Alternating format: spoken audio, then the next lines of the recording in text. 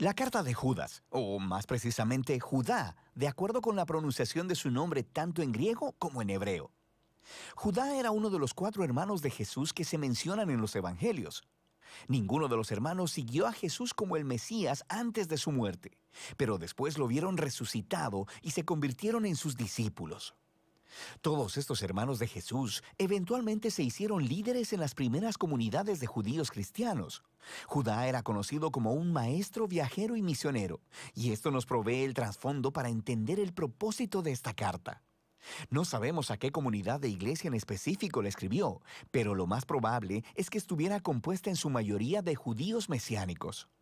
Su estilo de escritura asume un profundo conocimiento de las escrituras hebreas del Antiguo Testamento, como también de otra literatura judía popular. Judas se ha enterado de una crisis que enfrenta esta iglesia, y esto nos ayuda a entender el diseño de la carta. Empieza con un cargo inicial, seguido por una larga advertencia y acusación contra los líderes corruptos que han influenciado a esta iglesia. Y luego, Judá cierra completando el encargo de lo que esta iglesia debe hacer. Judá comienza pidiendo a esta iglesia que luche por la verdadera fe cristiana. Él dice que su plan había sido escribir una obra más larga que explorara nuestra salvación compartida a través del Mesías. Pero ese proyecto, dice él, se retrasó cuando escuchó las noticias urgentes acerca de esta iglesia. Y así, él escribió esta profunda pero muy breve carta. Judá no empieza hablando de cómo ellos deben luchar por la fe. Más bien, él primero les explica el por qué. Es por los maestros corruptos que se han infiltrado en esta iglesia. Y él no ataca sus enseñanzas, sino su manera de vivir. Su transigencia moral es lo que te dice que tienen una mala teología. Primero que nada, ellos han distorsionado la gracia de Dios como una licencia para pecar. Ellos piensan que han sido perdonados y que ahora tienen el Espíritu de Dios, así que pueden hacer lo que quieran, especialmente en lo que se trata de dinero y sexo. Y entonces Judá dice que ellos están traicionando a Jesús al rechazar su autoridad y sus enseñanzas. Y Judá quiere que esta iglesia sepa que la aparición de estos maestros no es una sorpresa. Por ello, continúa con una advertencia más larga para que se mantengan alejados de ellos. El primero ofrece 2 grupos de 3 ejemplos del Antiguo Testamento. El primer trío es acerca de personas rebeldes, quienes en el pasado recibieron justicia divina. Los israelitas, que se rebelaron contra Dios en el desierto, obtuvieron lo que querían y murieron en medio de la nada. Él después habla de una historia acerca de ángeles que están aprisionados por su rebelión hasta que se enfrentan a la justicia de Dios.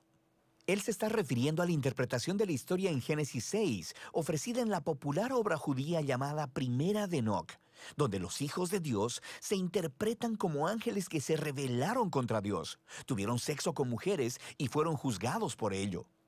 Judá enlaza esta historia a su tercer ejemplo sobre la ruina de Sodoma y Gomorra en Génesis, donde hombres violentos intentaron tener sexo con ángeles enviados por Dios en forma de humanos. Ambas historias son acerca de la rebelión contra el orden de Dios que llevó a la inmoralidad sexual, y es precisamente de esto que los falsos maestros son culpables. Después de esto, Judá ofrece un ejemplo adicional de un popular texto judío llamado el Testamento de Moisés. Al igual que Enoc, este no era parte de las escrituras del Antiguo Testamento, sino que era un recuento creativo de los últimos días y palabras de Moisés, basado en Deuteronomio.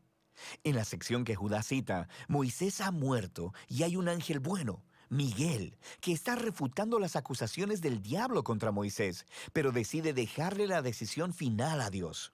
Ahora, estas historias podrían parecerte un poco extrañas, pero para las personas que fueron criadas con esta literatura, las advertencias de Judas tienen mucho sentido. El comportamiento de estos líderes corruptos tiene raíces antiguas. Rebelión contra la autoridad de Dios, inmoralidad sexual, rechazo a los mensajeros de Dios. Y esto se conecta con el segundo trío de ejemplos. Se trata acerca de rebeldes que corrompieron a otras personas. Caín mató a su hermano, pero luego se fue a construir una ciudad donde reinó la violencia. Balán el hechicero no pudo maldecir a Israel, así que lo sedujo a la idolatría y a corrupción moral. Y luego Coré, el levita, quien dirigió una rebelión contra Moisés que terminó en desastre para otras personas.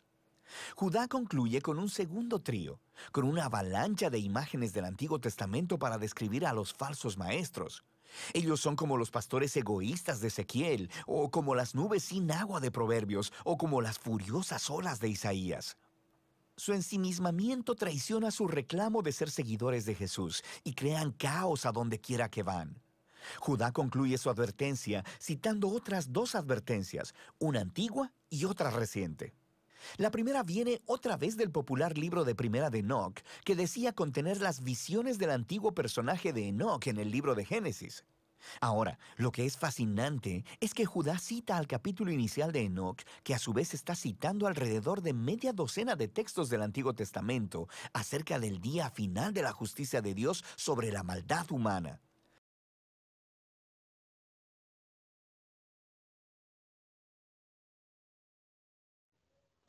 Muy buenos días, estimados hermanos, soy Mario y vamos a continuar hoy con los últimos versículos de la carta de Judas, versículos 17 al 25. Vamos a dar lectura, dice, pero vosotros, amados, tened memoria de las palabras que fueron dichas por los apóstoles de nuestro Señor Jesucristo, los que os decían, en el postrer tiempo habrá burladores, que andarán según sus malvados deseos. Estos son los que causan divisiones, los sensuales, que no tienen al Espíritu. Pero vosotros, amados, edificándoos sobre vuestra santísima fe, orando en el Espíritu Santo, conservaos en el amor de Dios, esperando la misericordia de nuestro Señor Jesucristo para vida eterna. A algunos que dudan, convencedlos; a otros, salvad, arrebatándolos del fuego; y de otros tened misericordia con temor, aborreciendo aún la ropa contaminada por su carne. Y a aquel que es poderoso para guardaros sin caída y presentaros sin mancha delante de su gloria con gran alegría, al único y sabio Dios, nuestro Salvador, sea gloria y majestad, imperio y potencia, ahora y por todos los siglos. Amén. Una de las reacciones que debería surgir del estudio de la apostasía es el miedo para los apóstatas. La apostasía existe en la Iglesia, lamentablemente ha existido en todas las épocas y existe en la actualidad. Los cristianos no deberíamos sentir temor de la apostasía porque Dios es quien juzga y Dios es quien castiga a los falsos maestros y Dios es quien protege a sus hijos. Trayendo a la memoria del relato de Israel como esclavo en Egipto, podemos tomar la comparación entre la tierra de Gosén y el resto de Egipto. Dios distinguió entre Gosén y el resto de Egipto. Dios distingue entre sus hijos y aquellos que dicen serlo, pero que no lo son. Debemos tener siempre presente que Dios es soberano. Dios tiene el control sobre el mundo. Lo ha tenido desde que lo creó y lo va a tener siempre. Nunca Dios perdió el control, nunca Dios perdió, por decirlo de una manera metafórica, los hilos de este mundo. Ahora sí, entrando a este pasaje, dice primeramente, vosotros, amados, tened memoria de las palabras que antes fueron dichas. Este tener memoria, recordar, es un imperativo. Por lo tanto, es una orden que Dios nos da, es una orden que debemos obedecer, porque existe la tendencia natural a olvidarnos. Sabemos que la apostasía va a incrementarse y también sabemos lo que Dios ha dicho acerca de la apostasía, porque dice, tened memoria de las palabras que antes fueron dichas por los apóstoles de nuestro Señor Jesucristo, los que os decían, en el postrer tiempo habrán burladores que andarán según sus malvados deseos. Sabemos lo que Dios ha dicho en Hechos, capítulo 20, versículo 29, porque yo sé que después de mi partida entrarán en medio de vosotros lobos rapaces que no perdonarán al rebaño, y de vosotros mismos se levantarán hombres que hablen cosas perversas para arrastrar tras sí a los discípulos. Por tanto, velad acordándoos que por 3 años de noche y de día no he cesado de amonestar con lágrimas a cada uno.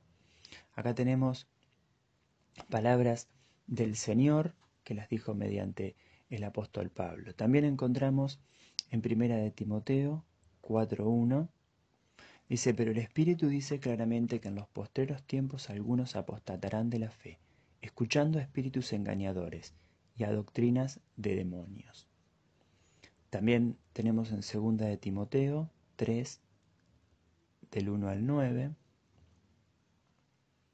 dice, también debes saber esto, que en los postreros días vendrán tiempos peligrosos.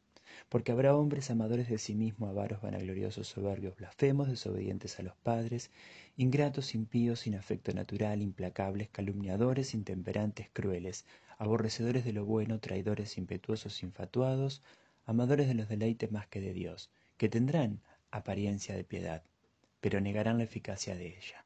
A estos evita, porque de estos son los que se meten en las casas y llevan cautivas a mujercillas cargadas de pecado, arrastradas por diversas concupiscencias. Están siempre aprendiendo y nunca pueden llegar al conocimiento de la verdad. De la manera que Janes y Jambres resistieron a Moisés, así también estos resisten a la verdad, hombres corruptos de entendimiento y réprobos en cuanto a la fe. Mas no irán más adelante porque su insensatez será manifiesta a todos, como también lo fue la de aquellos.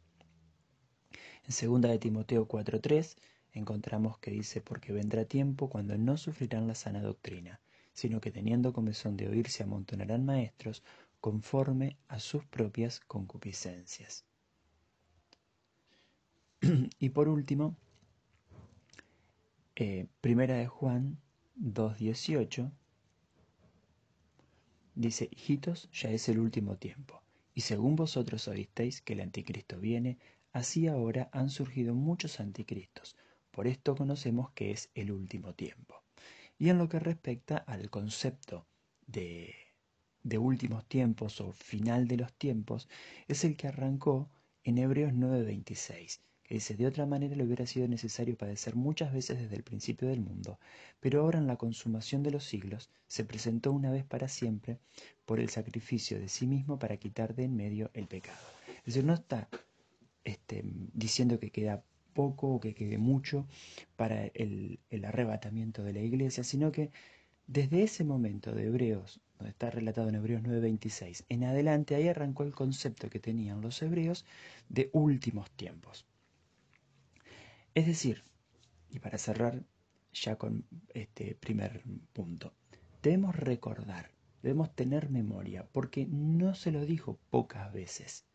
Encontramos muchos pasajes que dice que en este tiempo, es decir, lo vamos a ubicar desde el Mesías en adelante, va a haber apostasía y va a incrementarse la apostasía. Por lo tanto, de muchas reacciones que podemos tener, la que no deberíamos tener es la sorpresa. Nunca deberíamos sorprendernos ver en iglesias casos de apostasía, porque ya lo ha dicho el Señor. Encontramos un montón de pasajes, y estoy totalmente seguro que no son los únicos, que hablan sobre el tema. Ya está avisado previamente que eso va a ocurrir.